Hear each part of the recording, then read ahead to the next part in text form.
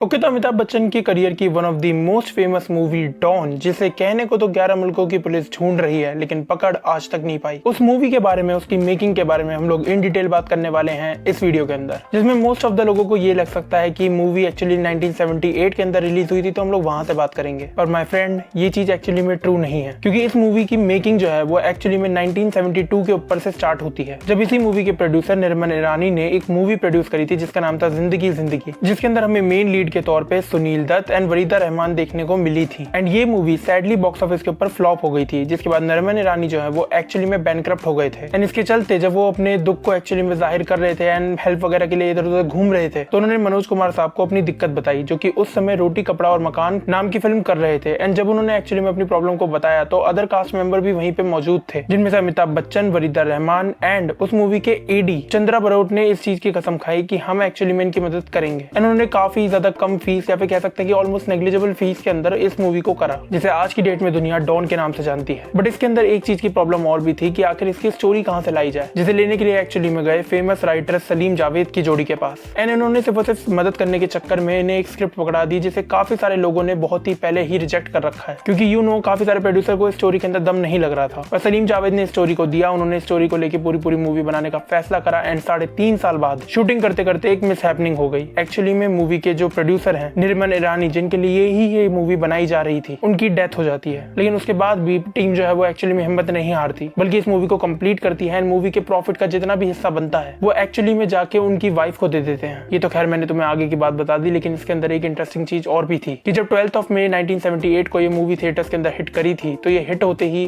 Flop हो गई। Actually इसके रिलीज के वक्त में ही सबसे बड़ी दिक्कत ये थी कि इसकी मार्केटिंग अच्छे तरीके से नहीं हुई थी, तो लोगों को पता ही नहीं था कि ऐसी कोई मूवी आई है। लेकिन धीरे धीरे करके जब 1-2 दिन बीते एंड पूरे हफ्ता बीतता चला गया, तो इसका एक गाना खाई के पान बनारस वाला काफी ही ज्यादा फेमस हो गया। एंड लोग सिर्फ उस गाने को सुनने के चक्कर में वहां पे चले जाया करते थे एंड वहां पे जाके उसे एक्चुअली में एंजॉय करते थे। एंड उसी के चक्कर में उन्हें मालूम पड़ा कि मूवी के कंटेंट के अंदर भी काफी ज्यादा दम है। वैसे इस मूवी को लेके कहा जा सकता है कि ये काफी सारी अलग अलग चीजों का मिक्सचर थी। जैसा कि मैंने पहले भी कहा कि सलीम जावेद की जो रिजेक्टेड स्क्रिप्ट थी वो इस मूवी की स्क्रिप्ट बनी। एंड उसके अलावा जो उसका बहुत ही ज्यादा फेमस गाना है खाई के पान बनारस वाला, वो ओरिजिनली देवानंद साहब के लिए लिखा गया था, उनकी मूवी बनारसी बाबू के लिए। लेकिन उन्होंने एक्चुअली में इस गाने को ऐड नहीं करवाया या फिर कह सकते हैं कि रिजेक्ट हो गया गाना, जिसके बाद इस मूवी के अंदर इस गाने का इस्तेमाल करा गया। And rest is again history. Movie 70 lakh के बजट में बनी थी एंड इसने 7 करोड़ का कलेक्शन करा था उस टाइम पे, जो कि काफी ज्यादा इंप्रेसिव नंबर है आज की डेट में भी। बाकी कुछ और फन फैक्ट भी मैं शेयर करना चाहूंगा। जैसा कि हम लोगों को पता ही है कि इस मूवी की मेन कास्ट के अंदर हमें अमिताभ बच्चन, जीनत अमान देखने को मिली थी, लेकिन उनके अलावा प्राण साहब भी थे, जिन्हें लेकिन इंटरेस्टिंग चीज यही बताई जाती है कि एक्चुअली में मूवी की शूटिंग से कुछ समय पहले ही उनके पैर के अंदर चोट लग गई थी, जिसके चलते उनका कैरेक्टर ओरिजिनली जो है वो लंगड़ाता नहीं था। लेकिन जब मूवी के मेकर्स को पता चला कि एक्चुअली में उनके चोट वगैरह लग गई है, हमारा शेड्यूल काफी ज्यादा टाइट है, तो उन्होंने उनके कैरेक्टर को ही चेंज कर दिया। बेसिकली कैरेक्टर के ट्रेट को चेंज कर दिया, उसे एक स्टिक दे दी। उसके अलावा इस मूवी के जो गाने हैं उन्हें भी काफी ज्यादा famous singer like Kishore Kumar, Lata Mangeshkar and Asha Bhosle ji ने दिया है। एज अ फन फैक्ट के तौर पे खाई के पान बनारस वाला को एक्चुअली में शूट करते समय, रिकॉर्ड करते समय किशोर कुमार जी ने इन रियल लाइफ पान खाए थे रिकॉर्डिंग के समय पे। ऐसी सेम चीज जो है वो अमिताभ बच्चन ने भी करी थी इसे शूट करते वक्त। कहा जाता है कि 40 से 50 पान बनाए गए थे सिर्फ इस गाने को शूट करने के लिए। बाकी इस मूवी को लेकर और भी ज्यादा इंटरेस्टिंग बातें अगर चाहोगे तो किसी और वीडियो के अंदर आगे चल के कवर करेंगे। एंड हाँ, बाकी यही था मेरे ओपिनियन के रिगार्डिंग। तुम्हारा क्या कमेंट करके जरूर बता देना। And till then